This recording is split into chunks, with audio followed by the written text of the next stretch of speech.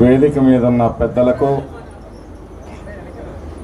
ఈరోజు పార్టీలో చేరిన నాయకులకు, కార్యకర్తలకు, ఈ బీసీ సమావేశానికి ఇచ్చేసిన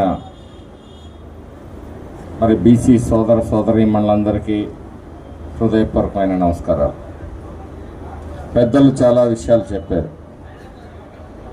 ముందుగా నేను 2 ముక్కలు చెప్తాను.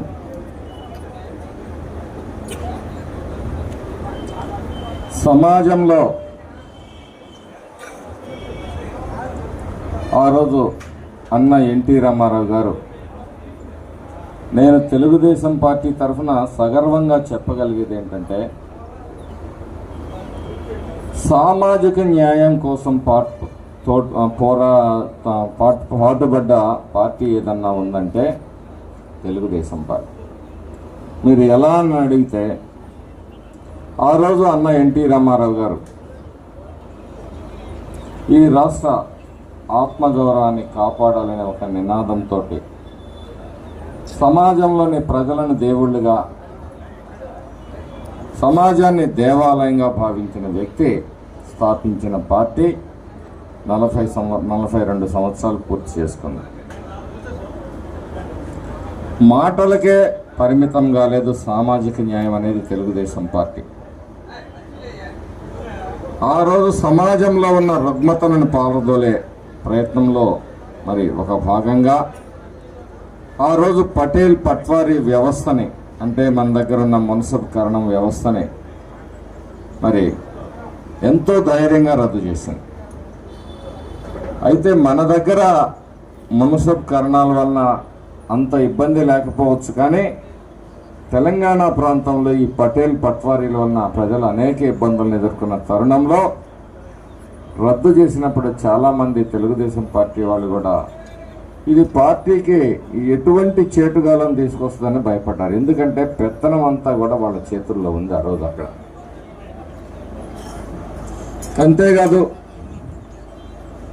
కూడు గుడ్డ నీడ ప్రాథమిక అవసరాలు ఈ రోజు అంటే మనం చాలా అదృష్టవంతులం. మనం చాలా సుఖంగా బతుకుతా ఉన్నాం. మన పెద్దలు చాలా ఇబ్బందుల్లో కష్టంతో చాలామంది గంజి నీళ్ళతో కూడా బతికిన సమాజం ఇది.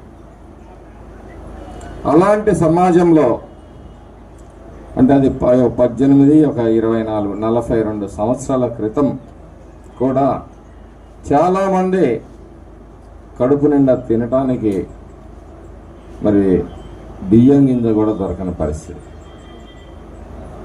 అటువంటి పరిస్థితుల్లో ₹2 కిలో బియ్యం పథకాన్ని ప్రవేశపెట్టారు. జనతా వస్త్రాలు ఒక 30 బొంగులు, ఒక 70-80 తాటాకులతోటి గుడిసెల్లో జీవిస్తూ ఉంటే, ఈ ఎండాకాలం లాంటి సమయం వచ్చినప్పుడు బిక్కుబిక్కుమంటూ ప్రాణాలు అరిచేతిలో పెట్టుకొని బతికేవాళ్ళు ఆ రోజుల్లో. అలాంటి సమయంలో పక్కా గృహాలకి ఈ రాష్ట్రంలో మరి దేశంలో అక్కడక్కడ చిన్న చిన్న కార్యక్రమాలుగా జరిగినాయి, కానీ పెద్ద ఎత్తున చేసిన కార్యక్రమాలు జరగలేదు. ఆ రోజు పక్కా గృహాల నిర్మాణానికి చేపట్టారు. ఇవి సంక్షేమ పథకాలు అయితే, సంస్కరణలు కూడా ఆ రోజు సమాజంలో ఉన్న ప్రజలందరూ కూడా రాజ్యాధికారంలో భాగస్వాములు కావాలి.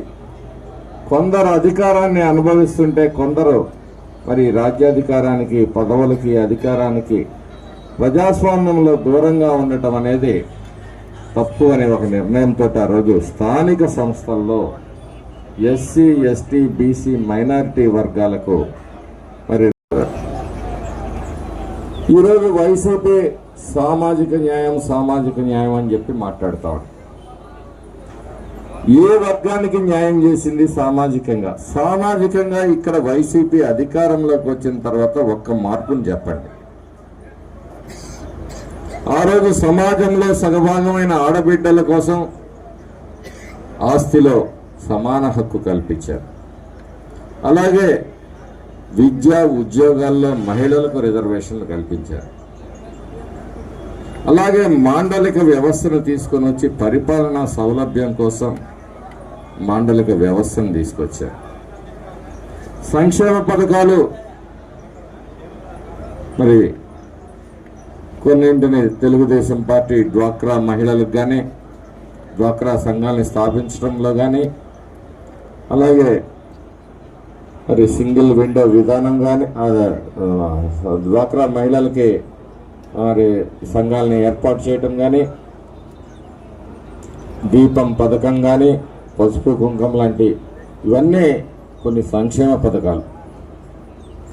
కానీ శాశ్వతంగా ఈ ప్రజలందరూ కూడా ఎల్లప్పుడూ గుర్తుంచుకునే పథకాలు ఈ రాష్ట్రంలో ఏ ప్రభుత్వం అయినా తీసుకొచ్చింది అంటే అది ఒక తెలుగుదేశం ప్రభుత్వం, తెలుగుదేశం పార్టీ అని నేను సగర్వంగా చెప్పగలను. ఈరోజు ఇక్కడ చాలామంది బీసీలు ఎంపీటీసీలు గానో, సర్పంచ్లు గానో, వార్డు మెంబర్లు గానో అనేక మంది అయ్యారు అంటే ఆ రోజు ఎన్టీ రామారావు గారి ఆలోచన విధానం అని చెప్పి మీ అందరూ కూడా గుర్తుపెట్టుకోవాలి.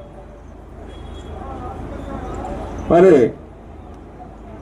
అలాగే బీసీలకి 34% రిజర్వేషన్లు ఇస్తే తెలుగుదేశం పార్టీ ఈరోజు నా ఎస్సీలు, నా ఎస్టీలు, నా బీసీలు, నా మైనార్టీలని రాగాలు తీసే ఈ వైసీపీ ప్రభుత్వం చిన్న చిన్న పదవులతో లెక్క పెట్టుకుంటే సుమారుగా 15-16 వేల మంది బీసీలకి అన్యాయం జరిగింది పదవులు, పోస్టులు. అందుకనే ఈ మధ్య కాలంలో మరి బీసీల మీద, ఎస్సీ ఎస్టీల మీద దాడులు ఎక్కువైనాయి. ఎస్సీ ఎస్టీల రక్షణ కోసం ఏ విధంగా ఒక చట్టం ఉందో అలానే ఈ బీసీ వర్గాల్ని కూడా రక్షించాలి, వాళ్ళకు కూడా రక్షణ కల్పించాలని తెలుగుదేశం పార్టీ బీసీ రక్షణ చట్టాన్ని తీసుకురావాలని ఒక ఆలోచన, ఒక హామీని ఇస్తూ ఉంది. అలాగే బీసీలకి 50 సంవత్సరాలు నిండిన వారికి పెన్షన్ విధానాన్ని తెలుగుదేశం పార్టీ భవిష్యత్తులో తీసుకురాబోతా ఉంది అధికారంలోకి వచ్చిన